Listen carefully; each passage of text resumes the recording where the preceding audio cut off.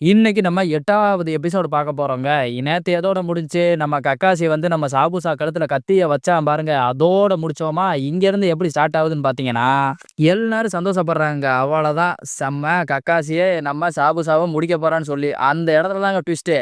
அப்பதாங்க தெரியுது, முன்னாடி இருந்தது வந்து பார்த்தீங்கன்னா, ஒரிஜினல் ருத்ரனே கிடையாது. அவன் வந்து பார்த்தீங்கன்னா, வாட்டர் குளோன் மூலியமா உருவானவன். அப்பதான் பின்னாடி இருந்து என்ட்ரி குடுத்து, "வணக்கம்டா நண்பான்னு" சொல்லி வந்து பார்த்தீங்கன்னா, பொடதையிலே நம்ம கக்காசிய ஒரு வப்பு வச்சு தூக்கி எறிஞ்சுட்டாங்க.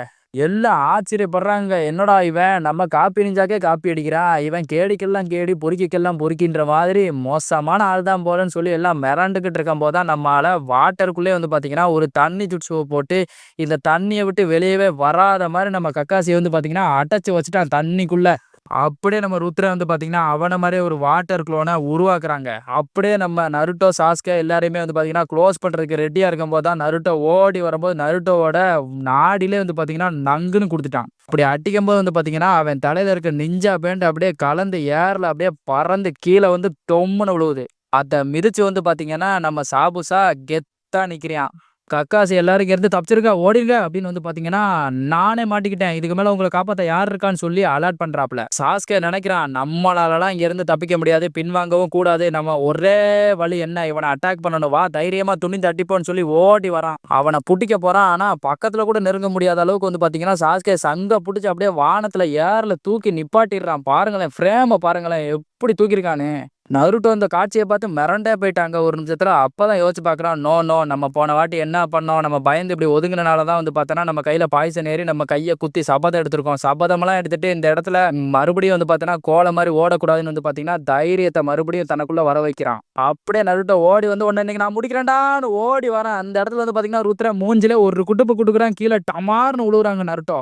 அவன ஒரு அடி அடிச்சு சாய்ச்சதுக்கு அப்புறம் வந்து பார்த்தீங்கன்னா, கீழ இருந்து அவன் ஹெட் பேண்ட எடுத்து நம்ம ஸ்டைலா வந்து பார்த்தீங்கன்னா, தலையில கட்டிட்டு ஒரு வசனம் பேசுறான். "என்ன நீ வாழ்க்கையில மறந்துறாத. நான் தான் நருட்டோ உசுமாக்கி.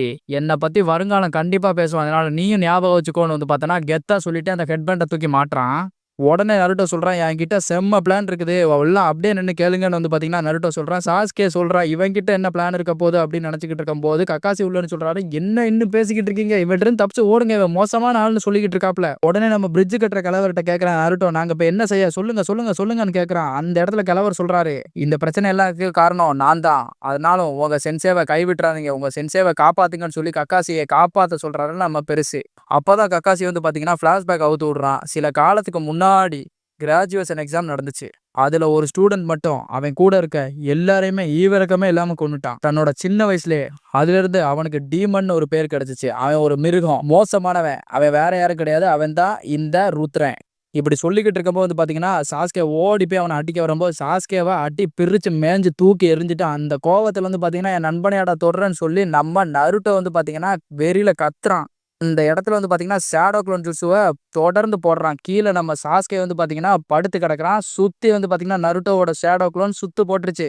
மொத்த பேரும் ஓடி வந்து சாபுசாவ வந்து பார்த்தீங்கன்னா, அமுக்கிருவான்னு சொல்லிட்டு மொத்த நருட்டோவும் அவன் மேல வந்து பார்த்தீங்கன்னா, கைதி படத்துல இந்த கார்த்தி அமுக்குற மாரி அமுக்குறாய்ங்க. ஆனா நம்ம சாபுசா கையில இருக்கு பாருங்க அந்த மலமாட்டு கத்தி. அந்த மலமாட்டு கத்திய எடுத்து ஒரு சுத்து சுத்தி வந்து பார்த்தீங்கன்னா, எல்லாரையும் வெட்டி பறந்து ஓட விட்டுட்டான். அப்படியே ஒவ்வொரு ஷேடோ குளோன் ஜுட்ஸுவா வந்து பார்த்தீங்கன்னா, டம் டம் டம் டம் டம் டம்னு உடைஞ்சு உடைஞ்சு உடைஞ்சு உடைஞ்சு அப்படியே மறையுது. அப்படியே நம்ம நருட்டோ வந்து பார்த்தீங்கன்னா, பேக்ல இருந்து ஒரு கத்தி எடுத்து வந்து பார்த்தீங்கன்னா, கரெக்ட்டா நம்ம சாஸ்கே மேல வீசுறான். சாஸ்கே அங்கருந்து வந்து பார்த்தீங்கன்னா, அந்த கத்திய அழகா கேட்ச் பண்ணி சாபுசா மேல பாயிண்ட்டா குறி வச்சு வீசுறான். பார்த்தா சாபுசா மேல அது அடிக்க போற மாரி போயிட்டு விலகிருதுங்க. அப்பதாங்க தெரியுது அது ஒரிஜினல் சாபுசா கிடையாது. அது வாட்டர் குளோன். ஆனா பின்னாடி இருக்க சாபுசா வந்து பார்த்தீங்கன்னா, அத கரெக்ட்டா கேட்ச் பண்ணிட்டான்.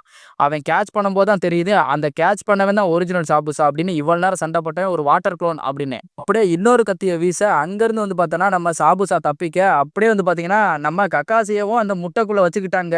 உடையக்கூடாது, வெளிய வரக்கூடாதுன்னு. அது மிஸ் ஆயிருச்சுன்னு நெனச்சு வந்து பார்த்தீங்கன்னா, நம்ம சாக்குரா கவலைப்படும்போது சாஸ்கே சிரிக்கிறான். அப்பதாங்க தெரியுது 2வது அவன் வீசின கத்தி வந்து பார்த்தீங்கன்னா, கத்தியே கிடையாது. அதிலிருந்து டிரான்ஸ்ஃபர்மேஷன் ஜுட்ஸுவ போட்டு நம்ம நருட்டோ வெளியில வரான். நருட்டோவ தாங்க டிரான்ஸ்ஃபர்மேஷன் ஜுட்ஸுவ பயன்படுத்தி கத்தியா மாத்தியிருக்கான். அந்த கத்தி வீசும்போது அதிலிருந்து இவன் விலகும்போது வந்து பார்த்தீங்கன்னா, நருட்டோ டிரான்ஸ்ஃபார்ம் ஆகி அவனுக்குள்ள இருக்க ஒரு கத்திய எடுத்து பாயிண்ட்ல நம்ம ருத்ர மேல வீசுறான். வீசுறதோட வந்து பார்த்தீங்கன்னா, இந்த எபிசோடு முடியுது.